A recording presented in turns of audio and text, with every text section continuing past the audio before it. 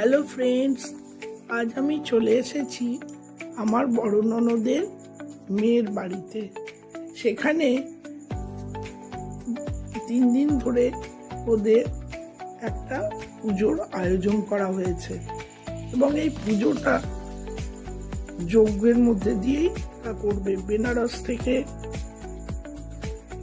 সমস্ত পণ্ডিতজিরা এসছেন, এখানকারও পণ্ডিতজি রয়েছেন, সবাই মিলে যজ্ঞের আয়োজন করা হয়েছে।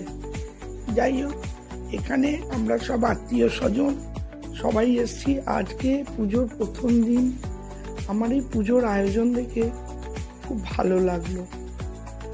সবাই মিলে এই পুজোয় আমরা অংশগ্রহণ করেছিলাম। আমার ছেলেও এই পুজো দেখবে বলে চলে এলো। প্রথম দিন থেকেই আমরা যার জন্য এখানে থেকেই গেলাম পুজো দেখার জন্য। এখানে যে যজ্ঞটা হবে সে যজ্ঞটা হলো মহামৃত্যুঞ্জয় যজ্ঞ। যজ্ঞটা লাস্টের দিনই করা হয়েছিল। প্রথম 3 দিন ধরে পুজো আচরা চললো, সারাদিন ধরে পুজো হচ্ছে। এই পুজোটা একটু অন্য রকমের। আমরা সবাই এই পুজোটা দেখলাম। 10-11 জন মিলে পণ্ডিতজিরা এই পুজোর মন্ত্র সমানে পড়ে যাচ্ছেন। এই পুজোটা দেখতে আমাদের খুবই ভালো লাগলো। আমরা সবাই এখানে এলাম।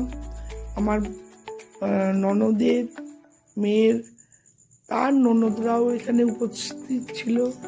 সবাই এখানে সব আত্মীয় স্বজন এসেছিল এই পুজো দেখতে।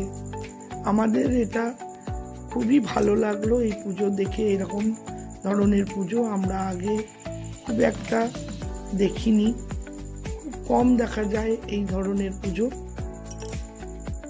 যাই হোক, আমাদের খুবই ভালো লাগলো। আপনাদের কেমন লাগছে আমাকে অবশ্য লাইক, শেয়ার, সাবস্ক্রাইব করবেন ও জানাবেন কমেন্টসে।